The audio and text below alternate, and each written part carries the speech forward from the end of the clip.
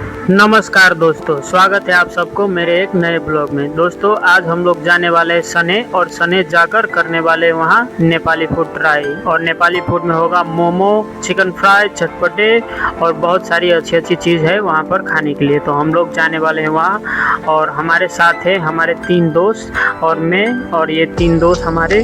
हम लोग जाने वाले हैं नेपाली भंसाघर सने में जाकर नेपाली फूड ट्राई करने। और इतने में ही हमारा गाड़ी भी आ गया, और इसी 4 चक्के से लोग इसी गाड़ी से जाएंगे, और 3 दोस्त पीछे बैठेगा और मैं आगे बैठूंगा, क्योंकि मुझे ब्लॉग बनाना होता है और आगे से अच्छी अच्छी व्यू आती है, तो ब्लॉग बना के आप लोगों को इंटरटेन भी करना होता है। तो इसीलिए मैं आगे बैठता हूँ, जब भी बैठता हूँ आगे बैठता हूँ। और हम लोग बैठ चुके हैं, और इतने में ही गाड़ी निकल चुका है सने जाने के लिए। और गाड़ी निकल चुका है, देख सकते हो आप लोग सने जाने के लिए। और पीछे मैं दिखाता हूँ, हमारे 3 दोस्त भी बैठा है, देख सकते हो, 1 2 3 और साइड में 1 है।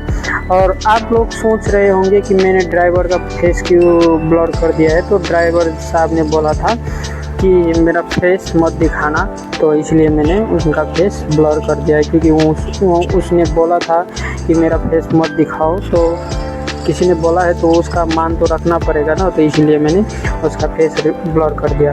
और बाहर में बहुत ज़्यादा धूप थी, और अंदर में एसी चल रहा था, तो उतना हम लोगों को एसी चल रहा था तो उतना गर्म नहीं लग रहा था। और देख सकते हो इतने में ही हम लोग बहुत ही आगे आ गए थे, बहुत ही नज़दीक। और थोड़ी देर में जाम में फंस गए। और जाम में फंसते ही, और आज संडे था तो बहुत ही जाम लगा था यहाँ मलेशिया में। और जो मलेशिया के जोहर बारू में हम लोग रहते हैं, तो मलेशिया के जोहर बारू में बहुत जाम था। आज संडे था तो संडे को ऑफ रहता है, तो बहुत लोग काम करता है अपना अपना, तो जाम में फंसे थे हम लोग।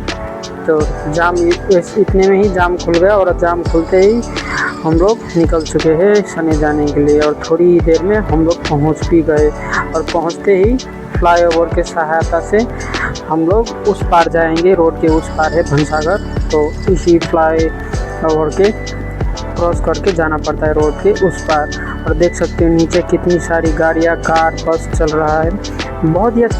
और किसी को आने जाने में यहाँ पर दिक्कत नहीं हो, इसीलिए फ्लाईओवर बनाया गया है, क्योंकि नीचे बहुत ही गाड़ियाँ चलती है, तो कोई भी रोड क्रॉस करके जाना मुश्किल है, तो इसलिए फ्लाईओवर बनाया गया है। और इतने में ही हम लोग नीचे उतर गए थे, और नीचे उतरते ही इस एक दुकान में सुनील शेट्टी का मूवी चल रहा था, और सुनील शेट्टी का फैन यहाँ भी है।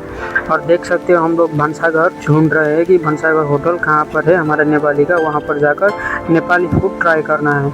तो ढूंढते ढूंढते ही हम लोग आ चुके थे वहाँ भंसाघर। और ऐसे ही सीढ़ी चढ़कर जाना पड़ता है, लगता है सुरंग जैसी, मगर ऐसा सीढ़ी चढ़कर जाना पड़ता है। और सीढ़ी चढ़ते ही यहाँ पर शीशा लगा हुआ है, और शीशे में अपने आते वक्त फेस देख सकते हो कि।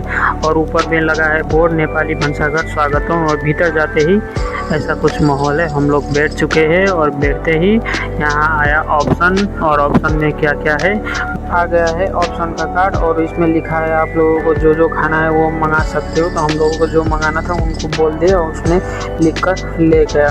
और कोको कोला मंगाया था, तो इतने में ही कोको कोला आ गया, तो हम लोग कोको कोला पियेंगे। और थोड़ी देर में ही आ गया चिकन फ्राई, तो चिकन फ्राई हम लोग ट्राई कर रहे थे। और इतने में ही चटपटे आ गए, तो मैं चटपटे ट्राई कर रहा हूँ, और चटपटे भी बहुत ही अच्छा था यहाँ का। और देख सकते हो हमारे दोस्त भी चटपटे ट्राई कर रहा है। और इतने में ही मोमो आ गया, चिकन मोमो हम लोगों ने मंगाया था, तो चिकन मोमो भी आ गया। और चिकन मोमो 3 चिकन मोमो भी आ गया था। और एक ने मंगाया था पुलाव और चिकन, तो उसका पुलाव और चिकन आना बाकी था। तब तक हम लोग यहाँ पर चटपटे ट्राई कर रहे थे, और और अच्छा लग रहा था। यहाँ पर बहुत ही अच्छा माहौल था यहाँ का। और इतने में ही उसका चिकन और पुलाव आ गया था उसका भी। तो हम लोग ने सोचा कि अब जल्दी खाओ और चलते हैं, क्योंकि शाम होने वाला था।